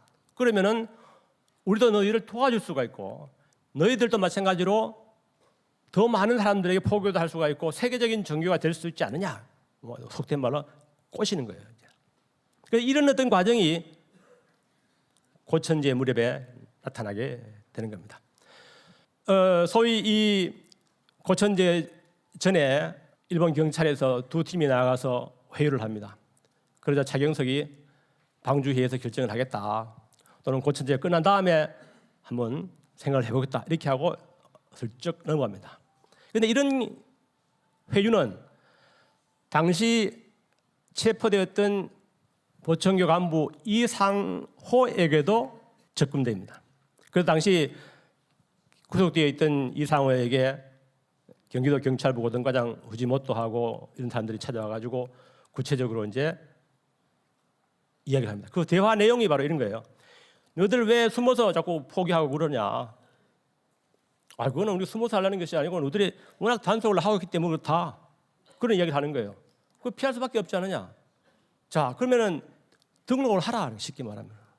하고 떳하게 하라. 이 얘기죠. 그건 내가 그건 할 일도 아니고 논의를 해봐야 되지 않느냐? 그럼 어떻게 하면 되겠느냐? 그럼 보내주면 하겠느냐?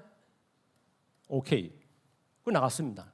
나가서 이상호가 바로 차경석을 찾아갑니다.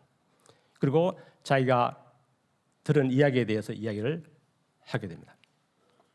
이 이야기를 하자 처음에 한 3일 동안 방주들이 모여가지고 회의를 했지만 결론이 안 났어요. 그러다가 차경석이 며칠 있다가 결론을 내린 것이 공개를 하자는 것입니다.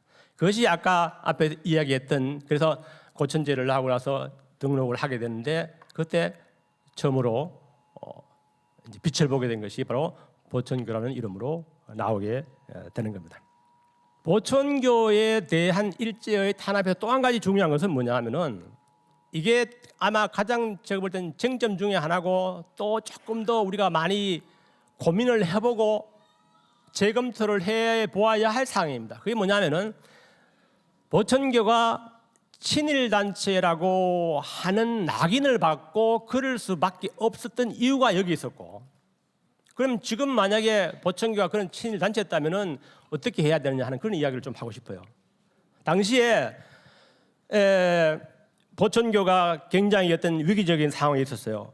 예를 들면 이제 회유에 따라 가지고 공개도 했는데 돌아오는 것이라고는 차경석의 그런 체포령이 해체된 것도 아니에요.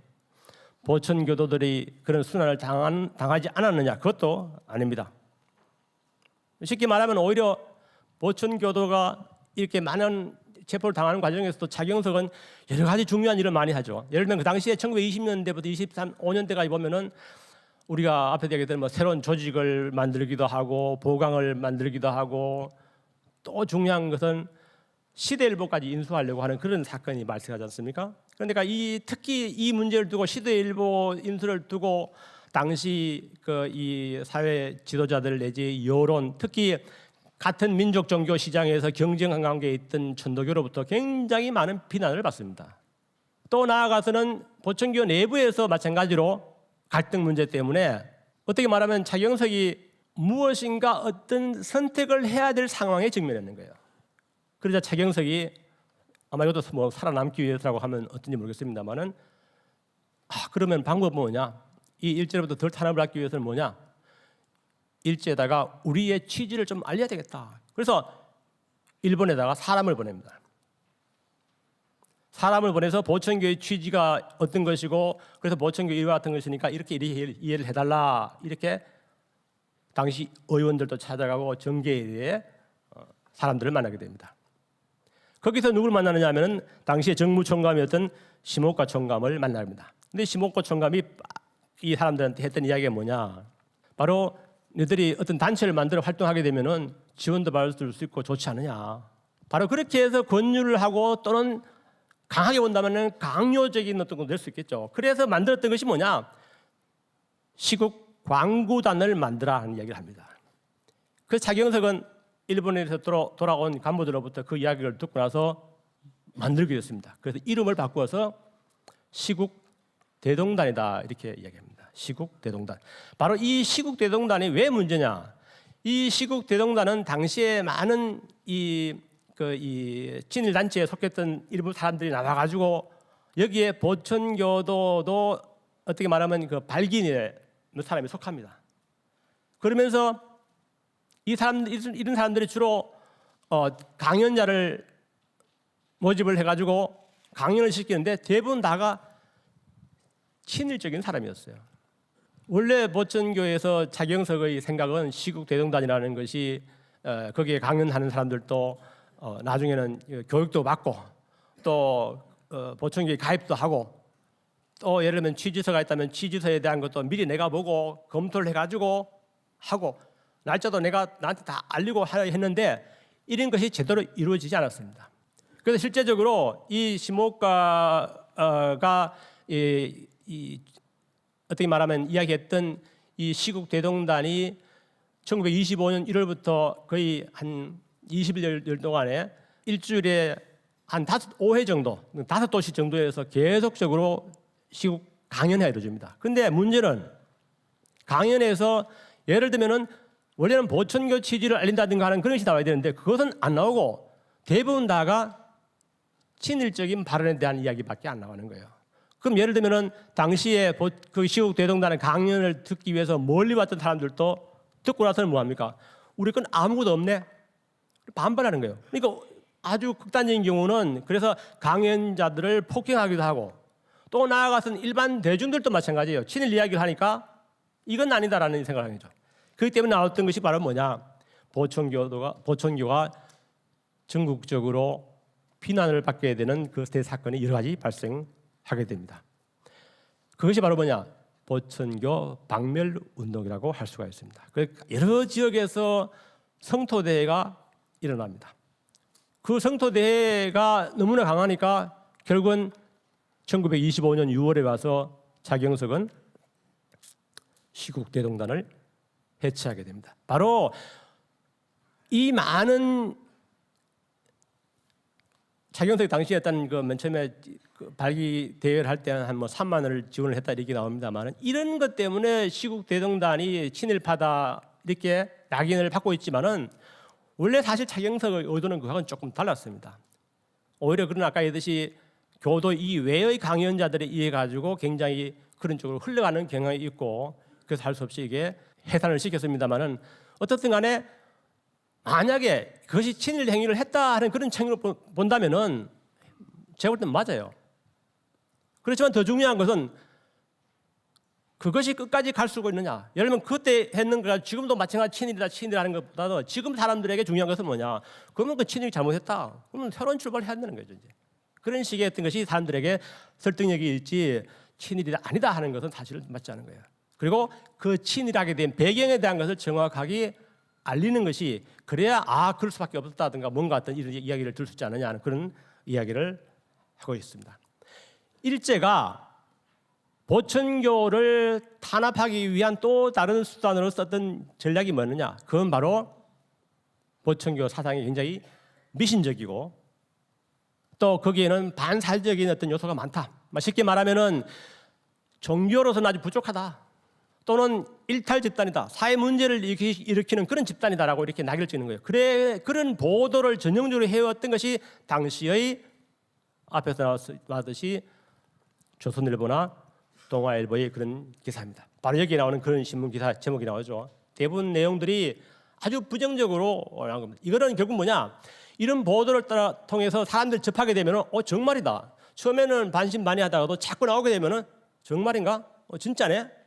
나중엔 그래서 뭐 합니까? 일제가 보천교를 폭력으로 탄압을 해도 문제가 없다고 생각하는 거예요. 다시 말하면 이 탄압에 대한 정당성을 자꾸 이렇게 키워나간다는 거예요. 그런 식으로 일제가 탄압을 해왔다는 거죠. 그래서 그 대표적인 기사 내용이 바로 이게 동아일보에 나오는 이런 내용들입니다.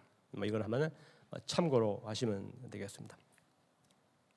그런데 이런 것을 심지어는 이 부정적으로 이렇게 미신적인 어떤 요소를 했는 것을 당시에 이 조선 사당 통신이라는 게 있었는데 이거는 우리나라 기사 내용을 조차도 이제 다시 번역을 해가지고 알리기도 했습니다.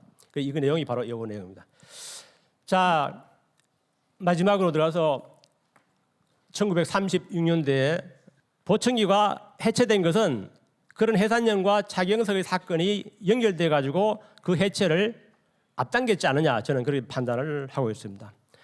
결과적으로 이 해체가 단순한 집단 해체가 아니라 완전히 그 뿔을 없애기 위해서 일제가 했는 것이 뭐냐, 당시 11전 나왔습니다만 이 11전 자체를 철거시키는 것이 목적이었어요. 흔적을 남기면 안 된다. 그래서 그 바로 모델로 삼았던 것이 일본 대본교 오모토교입니다. 이것이 1935년대 다이나마이트로 폭파됐는 그런 사건인데, 그래서 보천교는 실제 오모토교하고 이렇게 교류를 했다는 신문 기사도 있습니다. 아무튼 차경석이 사망 이후에 건축물이 경매되고 그 다음에 철거가 되었습니다. 이게 바로 철거되는 그 장면이었는데 그 모습입니다. 지금 남아 있는 것은 뭐냐? 예를 들면 이게 한 장면입니다만 그 흔적입니다. 아마 여러분도 거기 가시면은 이 장면이 굉장히 얼마나 뭔가 어떤 역사를 되돌아볼 수 있는 중요한 기회가 되지 않겠느냐, 그런 생각을 하게 됩니다. 끝으로 저는 보천교는 그 사상이 미신적이라든가 반사회적이기 때문에 해체된 것이 아닙니다. 보천교는 사교였기 때문에 본질적으로 해체된 것은 아닙니다. 사교나 사입이라는 기준은 어떤 객관적인 그런 기준이 아니에요. 예를 들면 기성 종교 집단에서 볼 때는 그렇게 이해할 수 있겠죠. 그러나 종교는 종교다. 보천교는 잘못된 그런 종교이기 때문에 해체된 것이 아니라 근본적으로 제국주의의 그런 탐욕을 충실하게 충족시키기 위해 가지고 종교 탄압의 결과로 해체된 것으로 볼 수가 있습니다. 비록 그것은 해체되었지만은 해방 이후에 보천교는 또다시 재정립되는 그런 기회를 갖게 됩니다. 이상 마치겠습니다.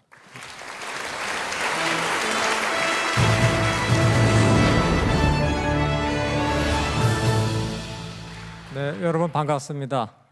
앞에만 시간이 지체됐기 때문에 저는 우리 소중 토론자 선생님 많이 모시고 또 한 관계로 가능하면 줄여서 15분 내에 발표를 마치겠습니다. 우리 대한민국이 세계가 부러워하는 성공한 나라라고 인식이 되어 있습니다. 우리 국내에서는 잘 모르지만 세계에서는 그렇게 알고 있습니다. 그렇게 된 이유 중에 여러 가지가 있지만 많은 사람들이 한미동맹이라고 하는 특별한 비밀 열쇠를 갖고 있었기 때문에 성공했다라고 얘기를 하고 있습니다. 근데 지금까지 일반적으로는 한미동맹은 이승만 대통령의 독단 혹은 이승만 대통령의 탁월한 전략가적인 선택이었다라고 알아왔습니다. 그런데 역사적 사실을 우리가 추적을 해보면 이승만 대통령은 초기에는 중립에 관심이 많거나 아니면 국제기구에 관심이 많은 사람이었습니다. 다시 말하자면 동맹이라고 하는 개념과는 대척점, 정반대에서 주로 국제관계를 이해했던 분입니다. 이상주의와 현실주의는 정반대거든요. 이승만 대통령이 미국에서 공부할 때 연구했던 모든 내용들, 그런 것들이 다 현실주의적인 동맹 이론과는 정반대에 있는 그런 철학과 사상을 가졌는데 어느 순간인가 점점 동맹으로 흘러갑니다. 그런데 그와 같이 동맹이라고 하는 전략을 선택하게 하는 과정에서 그 어떻게 변했는가에 대한 설명이 기존에 없었습니다. 그런데 제가 연구를 해보니까 어쩌면 이승만 대통령이 동맹에 정반대에 있었던 그 세계관을 동맹으로 끌어오는데 보이지 않는 힘이 작용을 했다. 그 보이지 않는 힘은 어쩌면 차경석의 아주 독특한 전략, 한미동맹이라고 하는 전략에 있었던 것이 아닌가라고 하는 가설을 제가 만들었고 그걸 학계에 발표를 했더니 학계에서는 우리 국제정치학계에서는 매우 흥미롭다. 지난주에도 인하대학에서 발표를 했는데 많은 사람들이 흥미롭고 설득력이 있다라고 얘기를 했습니다.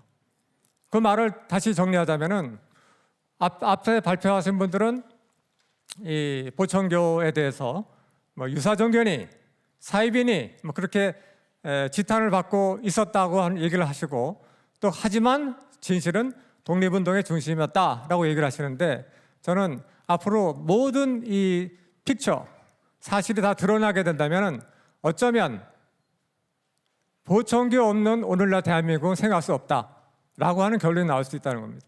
상당히 충격적인 얘기죠. 그래서 보천교에 대해서 모른다거나 아니면은 유사종교라고 하는 일본 제국주의의 장단에 맞춘다거나 하는 것이 좀 문제가 될 뿐이 정도가 아니라 어쩌면 오늘날 우리 대한민국을 있게 해준 탁월한 전략가의 공헌에 대한 배은망덕일 수 있다는 겁니다. 우리가 교육을 할 때 은인에 대해서는 반드시 은혜를 갚아야 되는데 거꾸로 오늘날 모든 세계가 칭찬에 맞지 않는 대한민국의 성공을 갖게 해준 비밀 열쇠 한미동맹을 만들어준 그 은인에 대해서 우리가 만일 정확한 평가를 안 한다면 그것은 매우 역사적으로 정의롭지 못하다라고 하는 게 저희 발표입니다.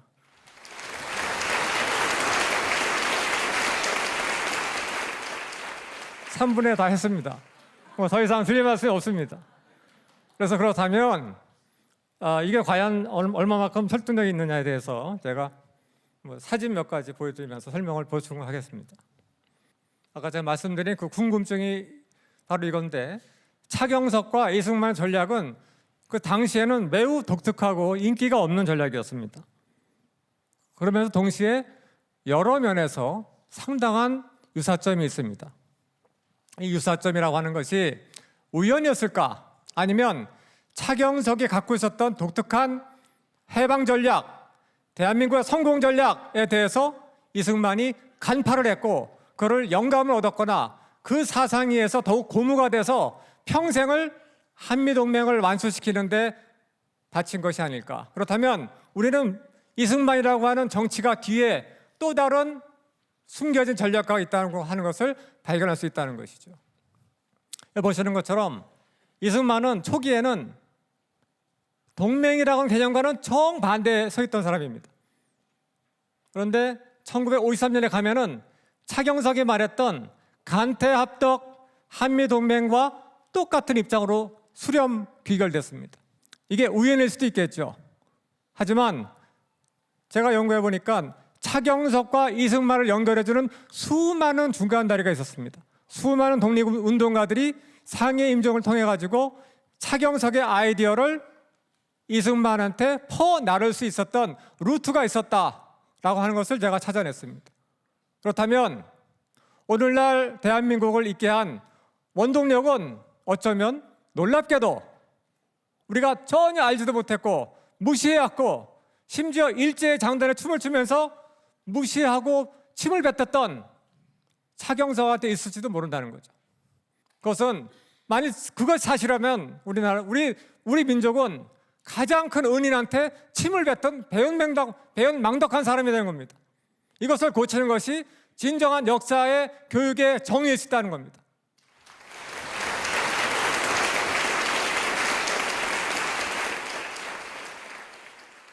그런데 이와 같은 연구에 대해서 국내에서는 별로 관심이 없고 잘 모릅니다. 가장 한국적인 것이 가장 세계적이라고 하는데 프랑스에서 보천교 연구가 출판이 됐습니다. 미국에서도 오바마 대통령과 아주 가까웠던 사람이 보천교 연구를 했습니다. 보움에서 열린 유럽 한국학대회에서도 보청교 증상기 연구를 하고 있습니다. 호주 국립대학에 제가 초청을 받아가지고 보청교의 남녀 평등 사상에 연구를 했더니 그렇게 재밌다고 얘기를 합니다. 이건 세계 한국학 학자들 모여서 경주에서 학회할 때 대만, 중국의 명문 청와대, 독일 헤르만스 교수 참석했을 때 매우 흥미롭고 중요한 연구다라고 얘기를 합니다. 대한민국 수박물관에서 주한미국 대사관 고위 간부를 초청해서 얘기를 했더니 매우 놀랍고 몰랐던 사실이다 얘기를 합니다. 이건 작년에 있었던 전주 의회에서 있었던 것이고 몽골에서 출판했습니다. 보청교에 대한 연구가. 이거는 금년에 제가 미국 존스홉킨스 대학의 사이스의 한미연구소에서 발표를 했더니 많은 미국 학자들이 어쩜 그렇게 놀라운 사실을 우리가 까맣게 몰랐느냐, 우리가 누군가 속은 거 아니냐, 일제 한국의 진실된 역사를 우리가 몰랐다라는 얘기를 하는 겁니다. 이 브루스 커밍스의 제자 콜롬비아 대학의 암스트롱 교수는 제 논문을 보고 매우 흥미롭고 놀랍도록 새로운 사실이 많다라고 평가를 했습니다. 금년에 있었던 연세대학교 국제학술회에서도 다른 패널은 별로 관심이 없는데 오직 가장 한국적인 주제에 대해서 하니까 많은 외국학자들이 관심을 가지고 듣는 겁니다.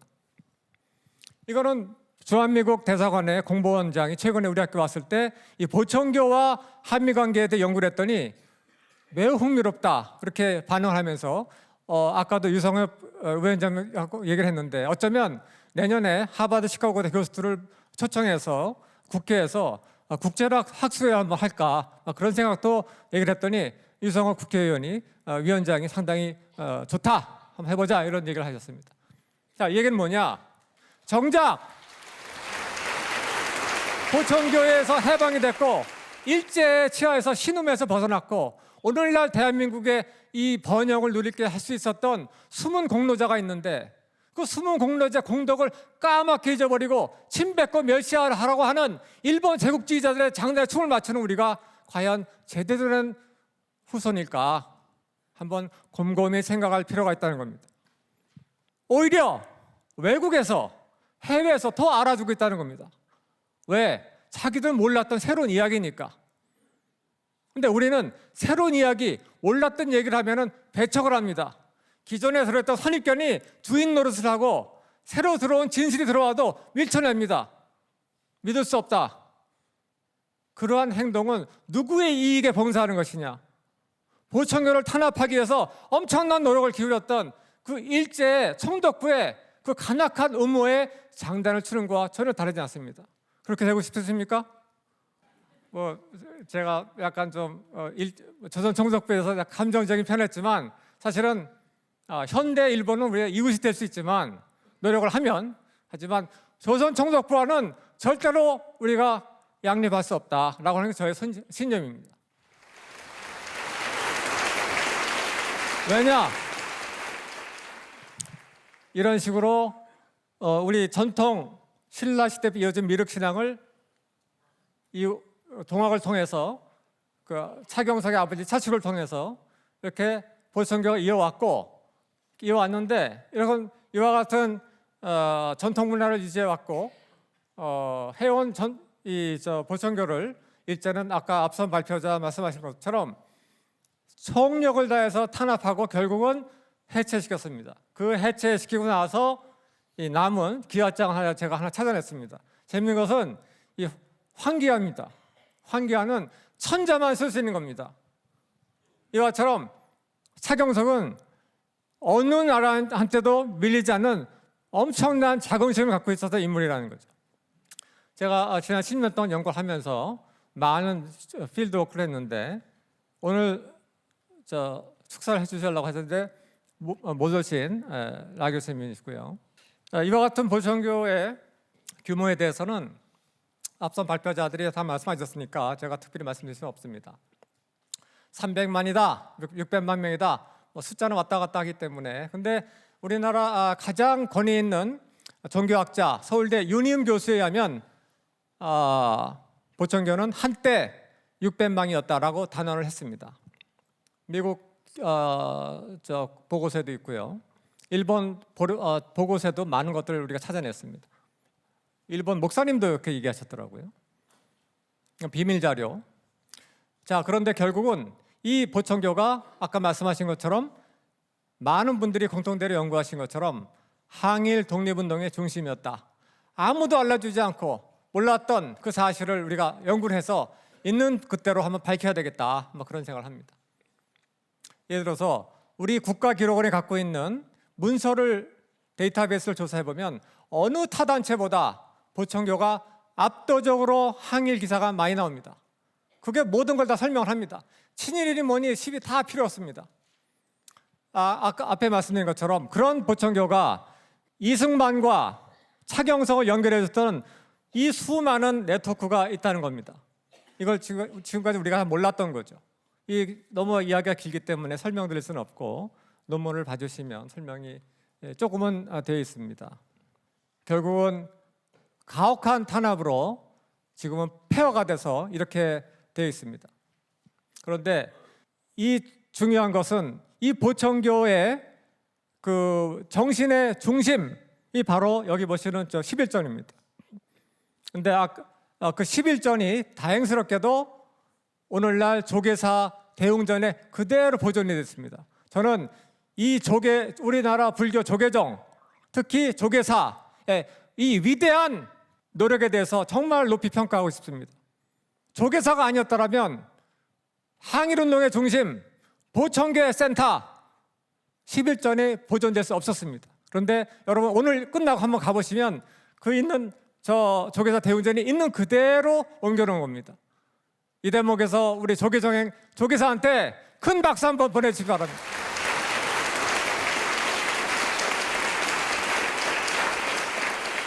심지어 여기 보이시는 이 도교풍의 조화성경, 후천성경의 모습을 그대로 묘사한 것이 지금 그대로 조계사 대웅전에 그대로 있습니다. 한번 가 보시면은 그 잔잔한 감동을 느낄 수가 있습니다. 최소한 일제 때만큼은 민중과 불교는 보청교를 우리 편으로 받아들였다는 거죠. 민중의 입장에서 보청교를 이해했다는 겁니다. 적의 입장에 서지 않고 우리 민족의 입장에서도 우리 조계사는 보청교를 보호했다는 겁니다. 이 점에 저는 높은 평가를 하고 싶습니다. 지금 조계종에 가시면은 이렇게 보청교 본소 11전을 옮겨다 조계사를 지었다라고 역사의 진실을 우리 조계사는 얘기하고 있습니다. 이거는 사실은 좀 전문적인 국제관계 이론이 필요하기 때문에 제가 다 설명드릴 수 없는데 논문에 조금 내용이 있습니다.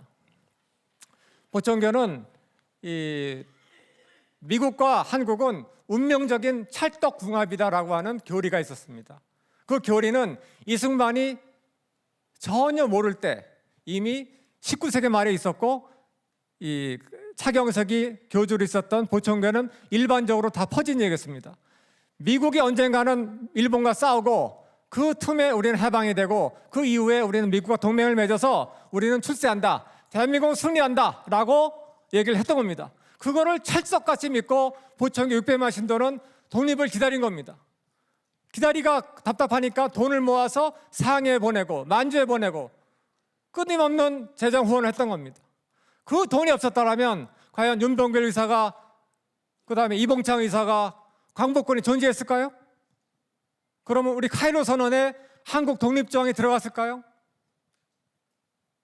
이 역사의 큰 흐름을 봤을 때 우리가 보청교에 대한 몰이해, 그다음에 편견, 이것은 죄송하지만 우리 민족의 편이 아니라 적의 입장에서 우리를 보는 것이다. 그거는 바람직하지 못하다라고 생각을 합니다. 이렇게 평생을 독립운동했던 이승만 대통령이 초기에는 동맹이라는 생각을 하지도 못했던 분입니다. 전혀 정반대 입장에 있었던 거죠. 그런데 어느 순간인가 점점 옮아가는데 그 옮아가는 과정에서 이 1920년 12월부터 이듬해 6월 사이에 이 독립지사들을 상해에서 만났습니다. 이 상해에서 만난 사람들 중에 예를 들어서 이분 나용균 선생, 라종일 교수님의 선친이시죠. 그다음에 보청교와 상당히 그 교류를 했던 라홍균 선생의 동생입니다.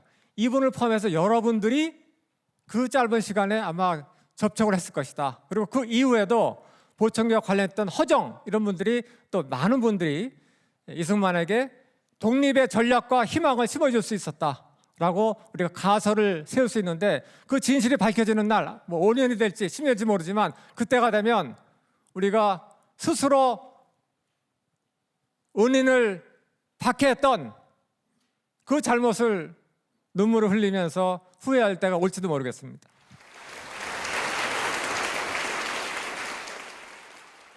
카이로 선언에 다른 모든 아시아 국가들은 전혀 언급이 안 되는데 오직 한국만 반드시 독립이 돼야 된다라고 명시가 됐습니다. 그것이 바로 이승만이 이뤄낸 위대한 성과죠. 그런데 그 이승만의 그 성과 뒤에는 보이지 않는 손이 있었다.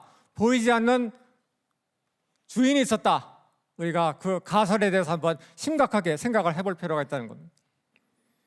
결론은 이승만의 한미 관계 구상 그리고 전략은 보천교의 간태합덕 한미 찰떡궁합 교리에 영감을 얻었거나 아니면 고무되었거나 아니면 그 이승만이 원래 갖고 있었던 신념이 고착이 되었거나 아니면 최소한 한미동맹을 추진하는 과정에서 수많은 민중들에게 유포되었던 미국에 대한 우호적인 인식, 그 정체성이 유리하게 작용을 했을 수 있다라고 하는 것이 저의 오늘 주장입니다.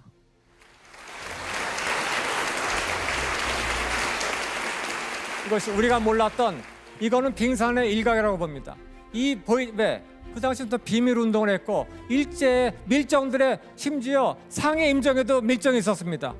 그거를 비켜가면서 독립운동을 하면서 자금을 융통하는 과정에서 일부만 드러날 수밖에 없었는데 그 일부가 우리가 이게 보는 이 관계망입니다. 앞으로는 더 진실이 드러날 수 있다고 봅니다.